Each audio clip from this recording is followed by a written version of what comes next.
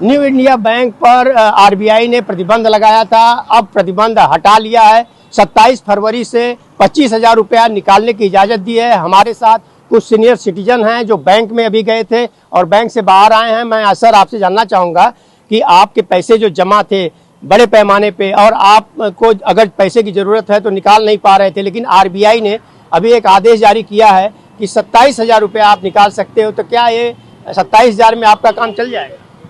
हमारा कोई काम चलने वाला नहीं है।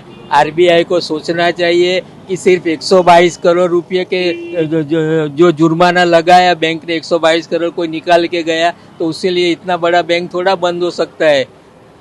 दुनिया में पूरे 35,000 लोग पैसे लेके भाग गए पूरे इंडिया में बैंकों से, तो उनका कुछ हुआ नहीं। और इधर हम लोग को सीनियर सिटीजन को परेशान कर रही है आरबीआई। आरबीआई को सोचना चाहिए बैंक जितना हो सके उतना जल्दी चालू करे, क्योंकि हमको तकलीफ हो रही है। सीनियर से इधर 1 लाख खाते हैं, अभी तुम बोलते हैं 25,000 रुपया देगा तो 50% बोलता है पेपर में आया, 50% लोगों को पैसा मिल जाएगा, तो बाकी का वो 125 करोड़ रुपया आप दे रहे हैं, तो बाकी का पैसा क्या 2400 करोड़ रुपया बैंक में जमा है अब हमारा, और तो सामने 1100 करोड़ का लोन है। हम लोग सब सुनते हैं, सोचते भी और देखते भी है।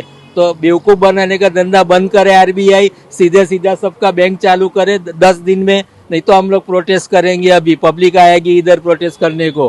सर मैं आपसे एक जानना चाहूँगा, बैंक को भी आप दोषी मानते हो कि नहीं? न्यू इंडिया बैंक को हम कोई दोषी नहीं मानते, क्योंकि एक ही आदमी ने गफला किया है ये सब। अभी उसके लिए हमारा, लेकिन पूरे 1 लाख लोगों को सजा मिला ऐसा कोई न कुछ ने बोला है। ये मामला कोर्ट में जाना चाहिए, सुप्रीम कोर्ट इसका कुछ न कुछ निकाल करना चाहिए ये बात का कि वे पब्लिक का पैसा है, पब्लिक को पैसा वापस दे दो पूरा। बाद में तुमको बैंक चालू रखना है रखो। आरबीआई को हम बोलते हैं तुम लोग कोऑपरेटिव बैंक बंद करना चाहते हो क्या? यानी कोऑपरेटिव मूवमेंट ही तुम बंद कर दो, नहीं तो फिर इंडिया में। अच्छा सर मैं जानना चाहूँगा, अभी आपको पैसे की ज़रूरत है, कितने पैसे की ज़रूरत है और कैसे आप गए बैंक में, तो क्या बैंक वाले बोले? नहीं, बैंक वालों ने बोला 25,000 आप निकाल सकते हो, लेकिन उसका कोई मतलब नहीं है ना। हमारा समझो लोगों का करोड़ों रुपया इधर पड़ा हुआ है, 25,000 में ये क्या है? ये क्या तुम चना ममरा बांटने को बैठा है क्या इधर?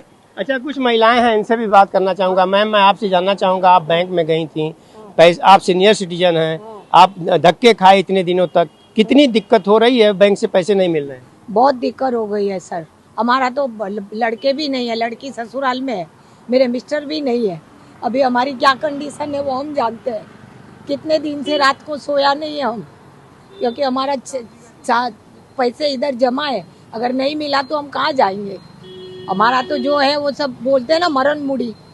बिल्कुल, घर में दूध का बिल है, खाने का पैसा है, इलेक्ट्रिक बिल है, सब देना है। तो आपको कितनी दिक्कतें हुई और अभी क्या बोला बैंक वालों ने? बैंक वालों ने बोला है कि आपको 27 तारीख को 25,000 मिलेगा। तो 25,000 से क्या होगा? 25,000 से क्या होगा? कितना दिन चलेगा? मुंबई शहर में एक घर चलाने के लिए कम से कम 50,000 रुपए से अधिक चाहिए। आपको कितनी दिक्कत हो रही है?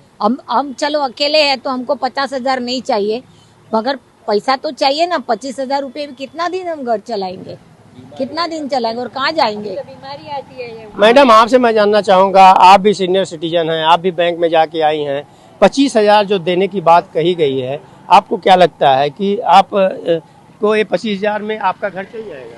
नहीं चलता है ये लाइफ में।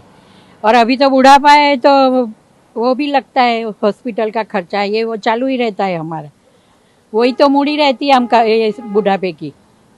बैंक में पैसा आप लोग क्यों जमा करते हो कि सही समय पे काम आए, और हमारे बुढ़ापे में ये सब बीमारियां आती है हमको मालूम रहता है, तो हमको वो चलाने के लिए ही हमारा वो रहता है।